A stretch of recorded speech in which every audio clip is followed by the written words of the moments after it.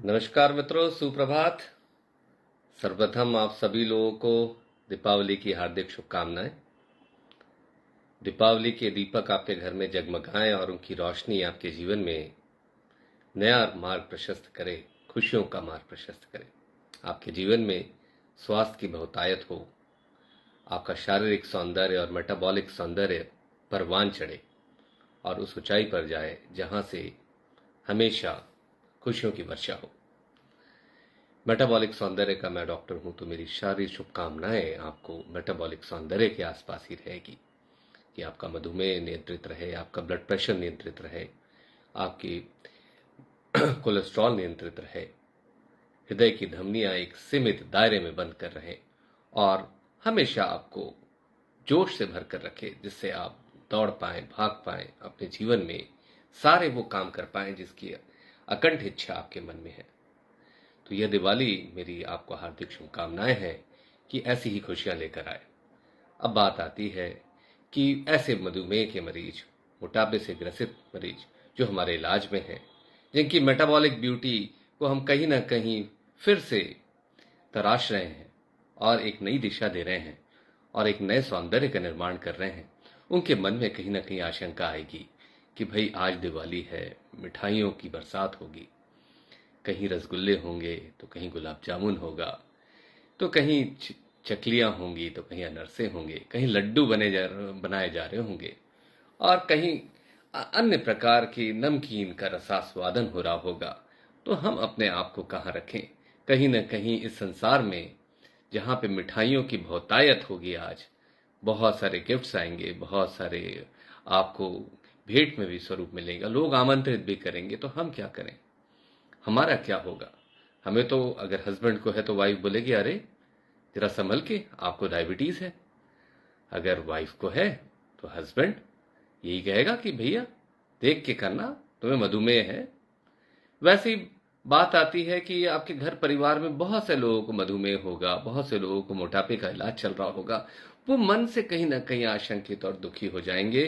तो मेरा यह कहना है कि अगर आप नियंत्रण की सीमा में हैं, एक अच्छे डॉक्टर से इलाज करवा रहे हैं, तो एक डॉक्टर के रूप में मैं आपको कहूंगा, एक आध दिन चीटिंग चलती है, एक दिन का अवकाश ले लीजिए और आनंद, भरपूर आनंद लीजिए। पर हाँ, ये जो लंबाई है, उत्सव की लंबाई जो है, एक आध हफ्ते तक मत लंबा कीजिए। एक दिन, ज्यादा से ज्यादा 2 दिन लोगों से भेंट करिए, थोड़ा बहुत खाइए, सीमित दायरे में रखिए अपने आप को और व्यायाम जारी रखिए। और सबसे बड़ी बात, ऐसा नहीं होना चाहिए कि उत्सव की खुशी में जो डॉक्टर ने आपको दवा खाने के लिए सलाह दी है वो आप मत छोड़िए।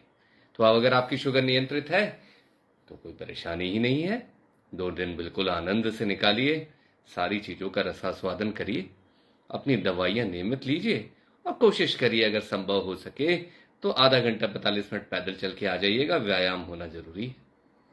जिनकी 300-400 शुगर चल रही है, जिनको थोड़ा सा स्वास्थ्य अच्छा नहीं है, जिनको ऐसे मधुमेह के मरीज जिनको बुखार आ रहा है या पेशाब के रास्ते जलन है, इन्फेक्शन है, उनको थोड़ा संयम रखना पड़ेगा। यह सलाह सभी के लिए नहीं है।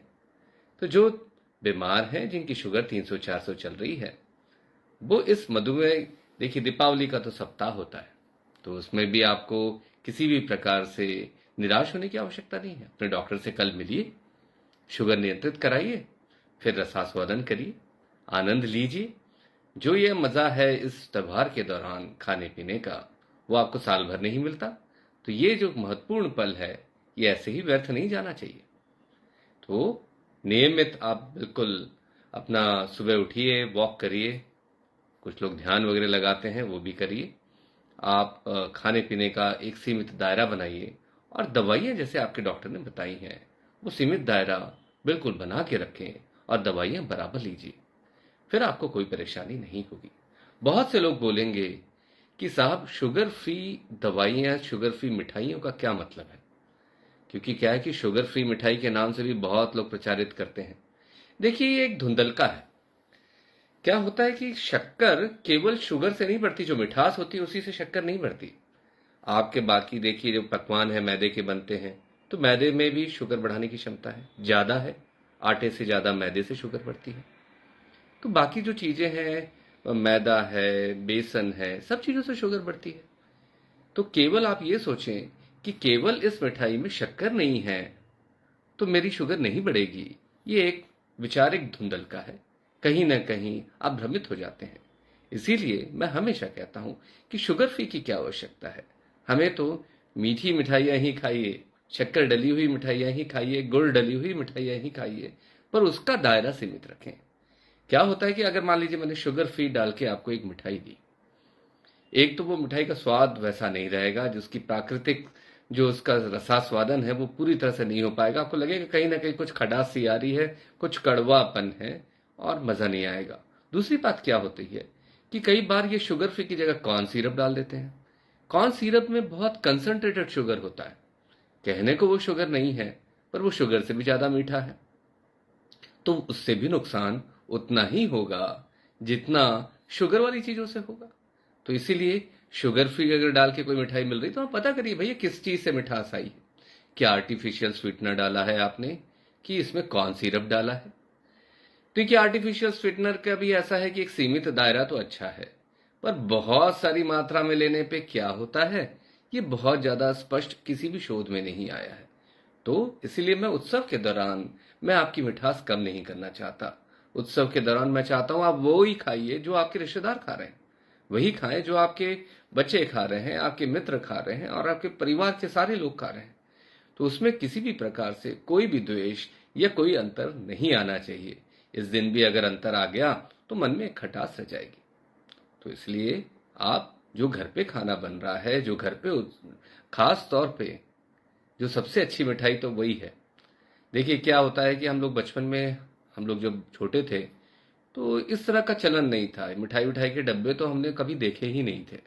कभी कभार भूले बिसरे आ जाते थे, वो बात अलग है। पर उत्सव की महक हमें अपने आप हमारे नथुनों को आकर्षित करती रहती थी और नाना प्रकार की महक मिलती रहती थी, क्योंकि सारे पकवान घर पे बनते थे।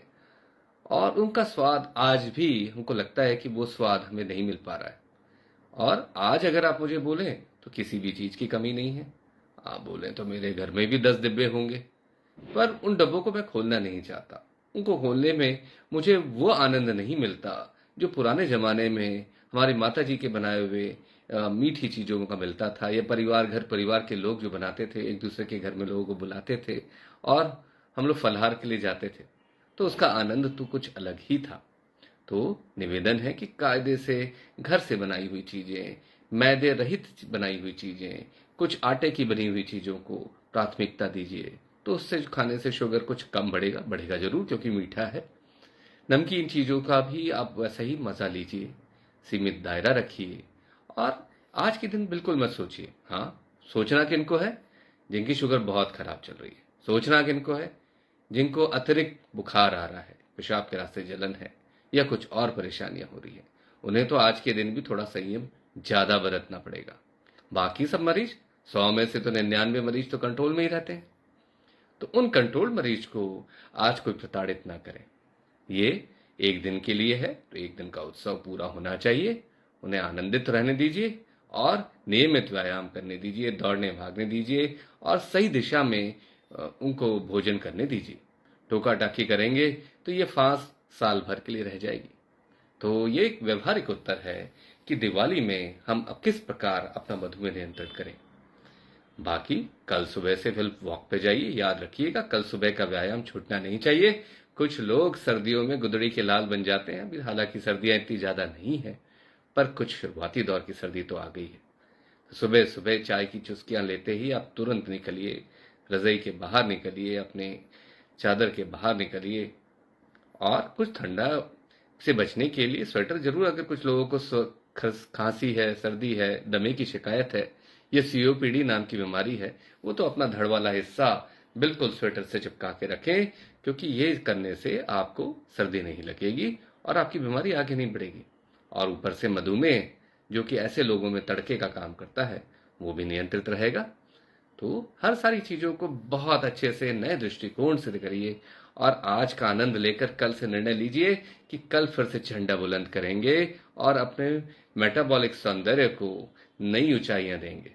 मेटाबॉलिक सौंदर्य का मतलब क्या है कि कि हम ब्लड प्रेशर अच्छा रखेंगे, कोलेस्ट्रॉल अच्छा रखेंगे, शुगर अच्छा रखेंगे, अपना वजन सीमित दायरे में बांध कर रखेंगे और सारे उत्सव त्योहार पूरी तन्मयता से मनाएंगे और पूरे उत्साह के साथ, उल्लास के साथ उसमें रम जाएंगे।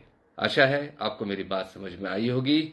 फिर से मैं कहना चाहूंगा, आप सभी को दीपावली की हार्दिक शुभकामनाएं। धन्यवाद।